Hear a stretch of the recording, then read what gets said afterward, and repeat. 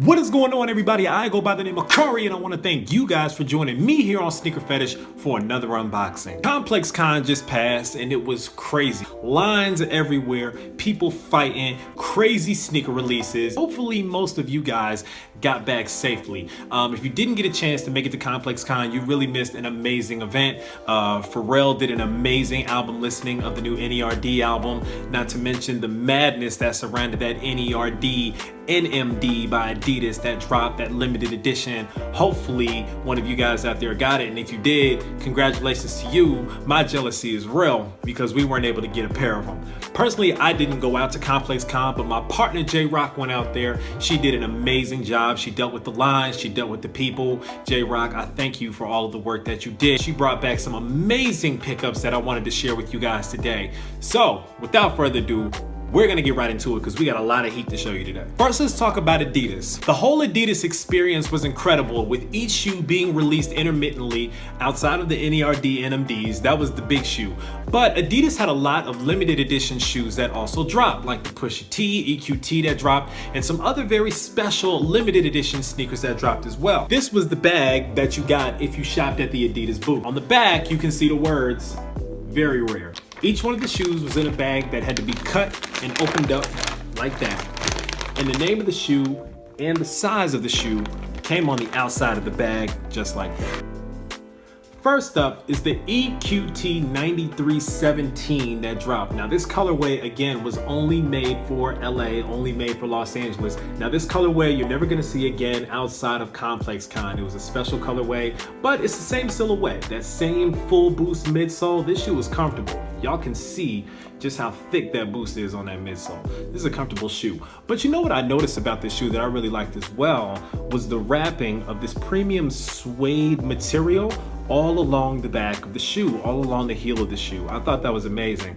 I'm gonna be honest with you guys, Adidas has it down pat when it comes to comfort on their shoes, and this shoe is no exception. One thing to note about something new that Adidas is doing is they're including this RFID chip included on the tags and included in the shoes as well. Now this is a special way that limited releases are going to be getting this kind of a designation on the tags. It's supposedly supposed to be keeping up with tracking and to make sure that inventory doesn't get stolen or lost for super limited and super hyped up exclusives. I believe that on the semi-frozen Yeezys, that same RFID tag is gonna be on there as well.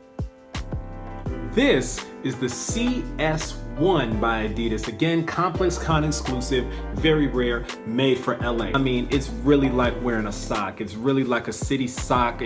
This material is just, y'all don't even understand. If you've ever worn a CS1, you never want to take it off, and you understand why. This shoe just wraps around your foot so amazing. I would suggest going a half size down in this shoe because they do tend to feel a little bit bigger with this material, so you want to make sure that you get probably a half size down so that it can conform to your foot real snug. Style code is on the outside of the shoe like that. This side in on the inside portion of the shoe. Store in a cool, dry place on the back. And again, because it was a limited edition release, RFID on the tag. At the Nike booth, you can get your hands on this Air Force One t-shirt that I think is super clean. It says Force with Air Force One on the back, just to let you know that Air Force One is here and it ain't going nowhere. This is the Rockefeller Air Force One all white. Now, for those of you guys that don't know, Jay-Z is my favorite MC. He's my favorite hip hop artist of all time. When I was first starting to get into sneakers, Jay-Z actually had his own shoe line with Reebok that was called the S. Carters.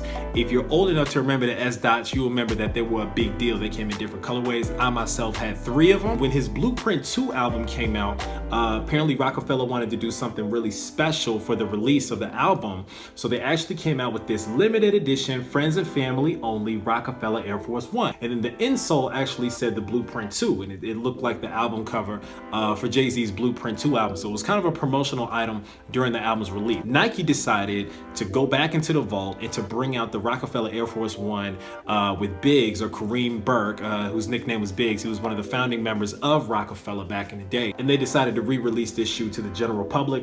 And as a hip hop fan, I couldn't be more thankful, man. This shoe is literally a piece of hip hop history. Got that Rockefeller insignia right there on the heel. You also got the Rockefeller insignia right there on the tongue, and you got the Rockefeller logo right there on the insole of the shoe as well. That's really it when it comes to this shoe, but it's just so clean. And like I said, it's such a part of hip hop history that, you know, you had to get it. Of course, this sold out. This shoe apparently does release again as a part of the Air Force One collection on November the 30th, I believe. So hopefully you guys get a chance to pick up your pair. But in the meantime, man, this is the one right here. Boom.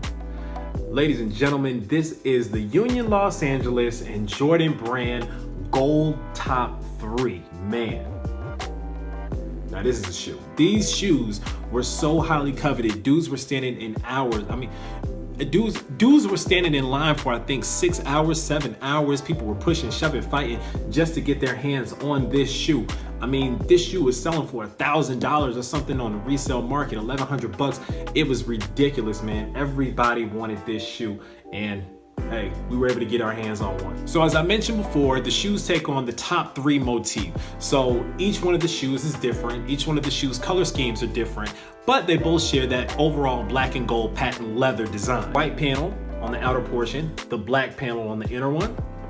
On the other shoe, you have the black on the outer, and you have the white on the inner. The tongues of the shoe, one is black, one is white, and then of course, on the toe boxes of the shoe, one is white, one is gold.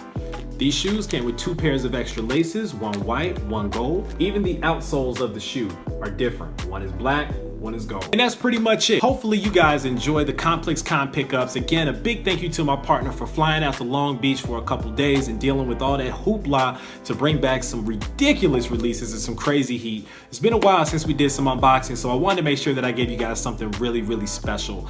Again, I want to thank you guys for joining me today, taking a moment, checking out these kicks with me. Let me know what you think. Which one of these is your favorite? What was your favorite sneaker from Complexcon? Leave a comment down below. Let me know what you were looking forward to, or if you were at Complexcon, what did you pick up? Did you buy something? Did you get some merch? We didn't really get that much merch, so I want to see what you guys got as well.